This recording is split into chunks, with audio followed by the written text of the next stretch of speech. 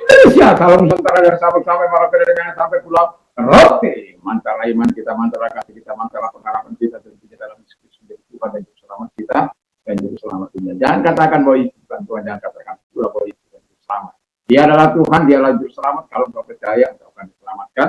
Engkau tidak percaya, engkau akan Yohanes 3 ayat 36. Yohanes 4 ayat 6. Akulah jalan dan kebenaran dan hidup, tiada seorang sampai kepada Allah kalau tidak melalui aku. Mantap. Dan Petrus mengatakan dalam Petrus 4 ayat 12, dan keselamatan tidak ada dalam siapapun juga selain di dalam Dia, Yesus Kristus. Karena di bawah kolong langit tidak ada nama lain yang diberikan kepada manusia yang olehnya kita diselamatkan. Dan juga dalam Kisah Rasul 4, Yohanes 14 ayat yang Yohanes 3 ayat yang ke-16, karena begitu besar kasih Allah akan dunia ini sehingga Ia mengaruniakan anaknya yang tunggal supaya setiap orang yang percaya kepadanya tidak binasa melainkan beroleh hidup yang kekal. Mantap. Dan setiap orang yang hati yang percaya, dengan hati percaya kalau mengaku untuk diselamatkan. Dan juga kita mengatakan orang-orang yang percaya tidak akan dipermalukan. Roma 10 ayat 9 sampai dengan 11. Puji nama Tuhan. Semoga kekuatan Tuhan, kekuatan firman, kekuatan roh kudus, kekuatan doa, kekuatan iman akan menyertai kita dalam menghadirkan kerajaan Allah dimanapun kita ada, menghadirkan Allah di dalam dunia kerja kita atau dimanapun kita ada. Kiranya Tuhan Yesus memberkati sebelum kita berdoa. Terima kasih Bapa di surga, kiranya Engkau menolong kami untuk melakukan ibadah yang dalam nama Tuhan. Amin. Saya akan membacakan 1 Timotius 3 ayat yang ke-16 demikian bunyinya. Dan sesungguhnya agunglah rahasia ibadah kita, Dia yang telah menyatakan dirinya dalam rupa manusia, dibenarkan dalam roh yang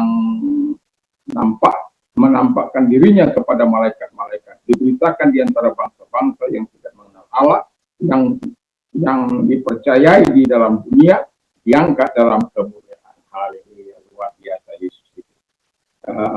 Tema kita agungnya rahasia ibadah kita.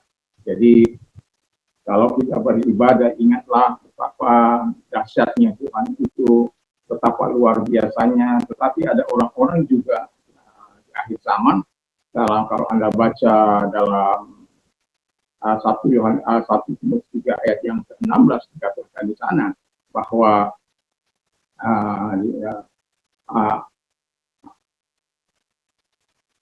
ada orang-orang yang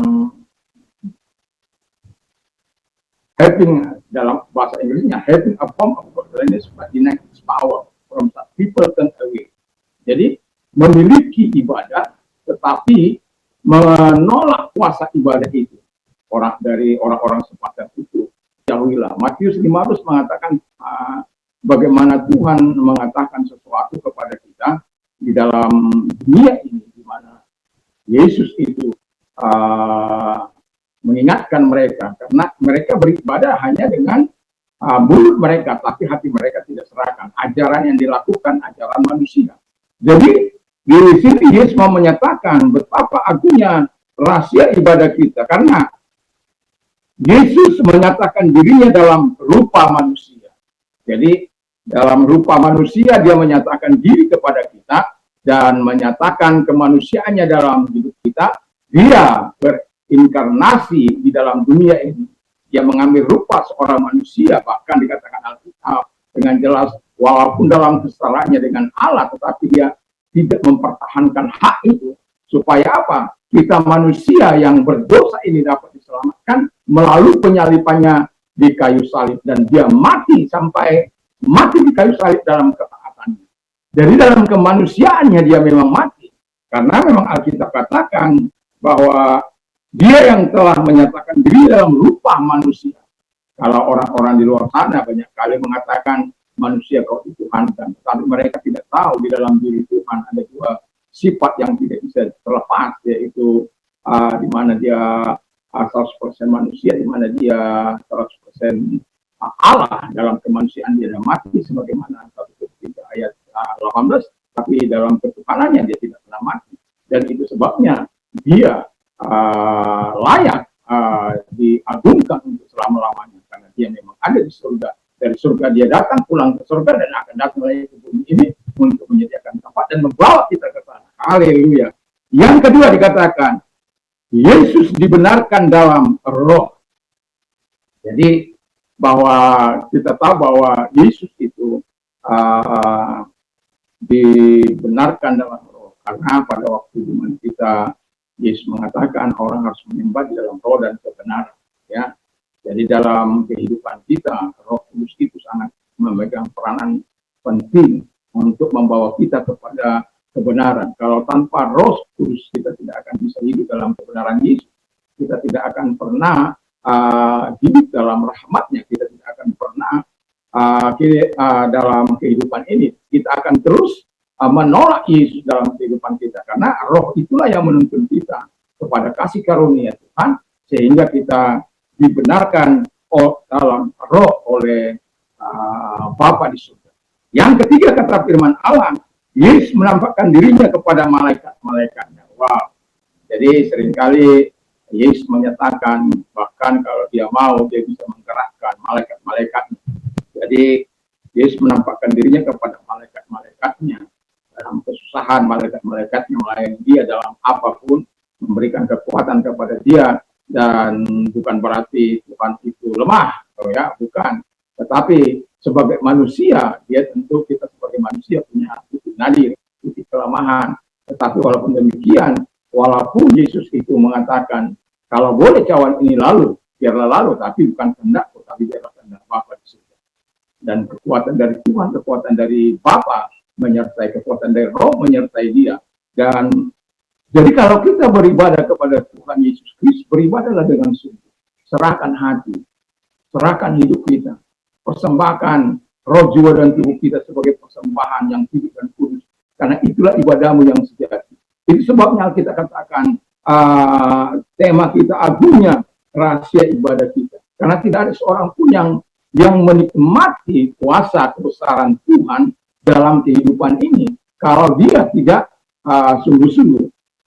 Makanya Alkitab katakan ada orang-orang yang tidak menikmati kuasa ibadah itu karena nggak menyerahkan hatinya sungguh-sungguh. Dan Alkitab katakan dari orang-orang seperti jauhilah, karena akan transfer roh, tidak mau ibadahnya kepada. Dan kita tahu sekarang ini di dunia zaman sekarang banyak orang tidak lagi mau ke gereja. Mereka mengatakan online juga tidak apa-apa. Mereka bisa sambil makan, mereka bisa sambil minum, mereka bisa sambil jalan, mereka bisa sambil tidur-tiduran, mereka bisa sambil masak, dan lain sebagainya. Tetapi yang mau saya katakan kepadanya, agungnya rahasia ibadah kita, karena kita memiliki hubungan intim dengan Bapa di surga. Agungnya rahasia itu karena Bapa mau berkenan hadir di tengah-tengah ibadah kita. Makanya firman Allah katakan, Tuhan hadir di tengah-tengah pujian. Jadi Alkitab mengatakan kehadiran Allah itulah yang membuat engkau kuat. Lawatan Tuhan itulah yang membuat engkau bersemangat. Wow, wonderful! Karena Allah selalu hadir dalam peribadatan umat Tuhan. 2-3 orang berkumpul atas namanya, aku hadir di tengah-tengah mereka. Kiranya Tuhan Yesus memberkati. Mari kita berdoa. Terima kasih Bapa di surga, kiranya Tuhan menolong kami, menyatakan kasih-Mu, menyatakan kebaikan-Mu di dalam nama Yesus Kristus. Biarlah Allah yang baik, Allah yang luar biasa tetap menyatakan kekuatan dari kami. Dan kalau engkau sakit apapun sakit penyakitmu, angkat kedua belah tanganmu kepada Tuhan. Mari kita berdoa. Dalam nama Yesus segala sakit penyakit yang mereka diampuni keluar, dan oleh biur daripada Tuhan Yesus engkau sembuh oleh kuasa engkau sembuh.